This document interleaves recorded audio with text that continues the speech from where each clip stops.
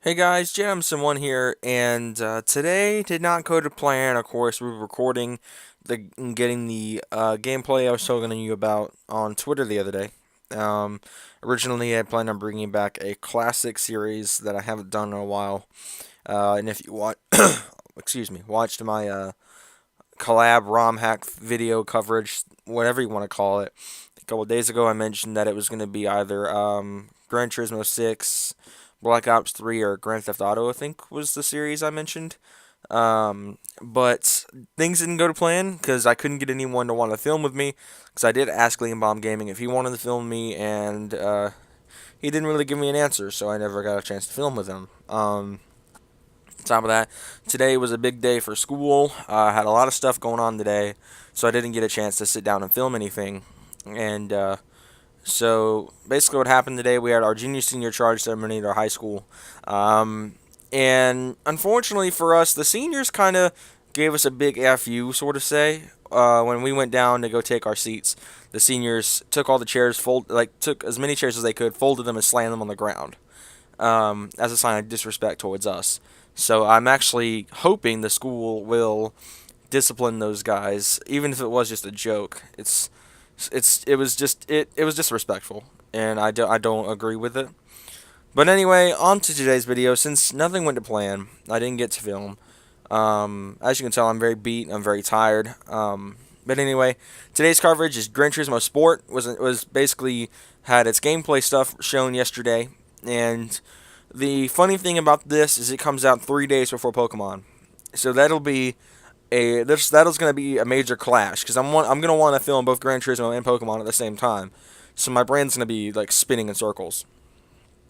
Um, so I mean, it's gonna be interesting getting all of this done because it's gonna be a lot of work, a lot of time I'm gonna have to put into both games to get the videos I want out. And the best part of this is I can truly make a Gran Turismo series again because the Gran Turismo 6 gameplays. The reason I haven't made one in a while is simply because one, our PS3 is located in a completely different room, which is a very commonly commuted room by the family, which would cause problems with people walking in and the recording and stuff, not knowing that we were recording, or the fact that we don't have a capture card for our PS3.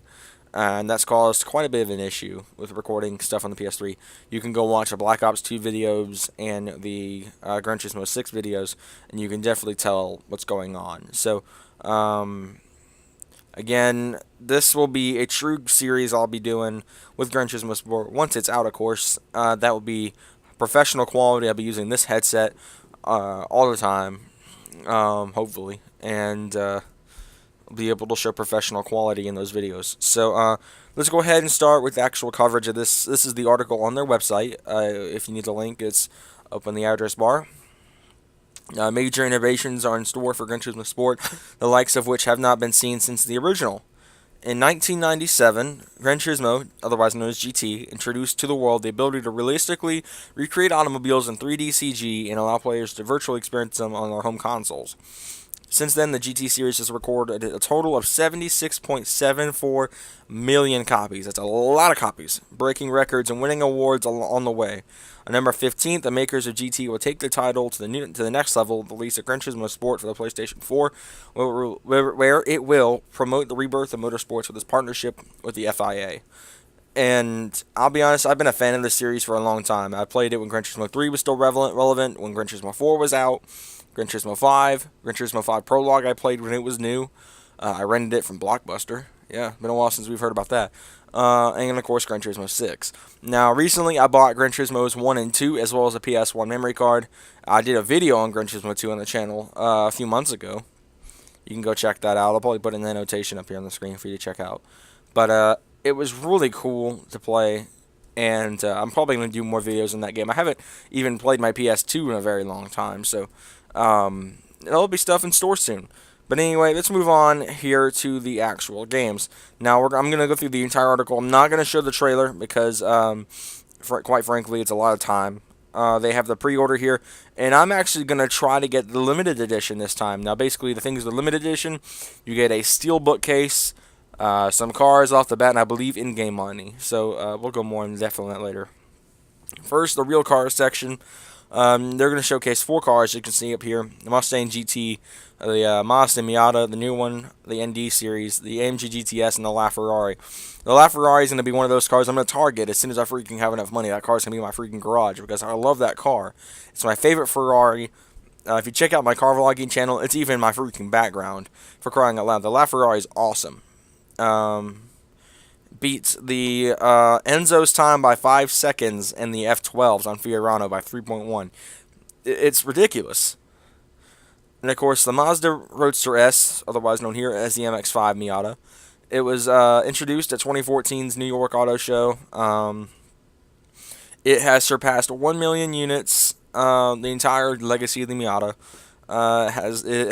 is the record holder, is the highest selling 2-seat compact sports car right now.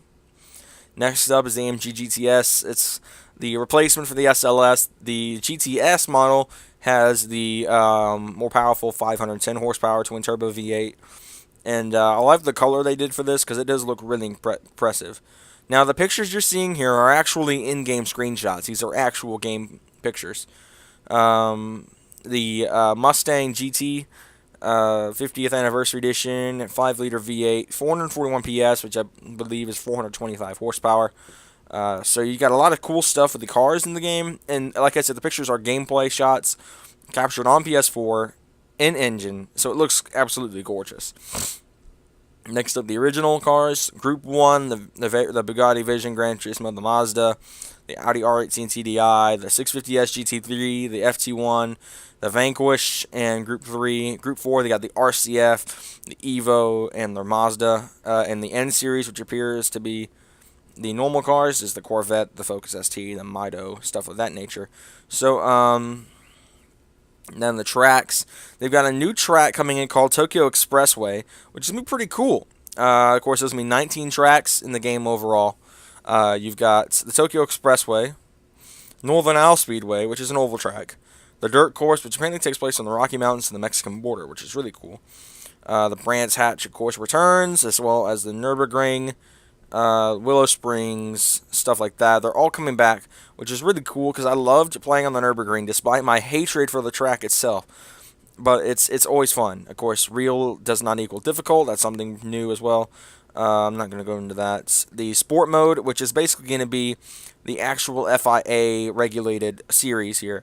They've got the FIA Gran Turismo Championships in Sport Mode, 2 championships, Nations Cup, where you represent your home country, and the other is Manufacturers Fan, where you pick your favorite automaker and represent them in the series.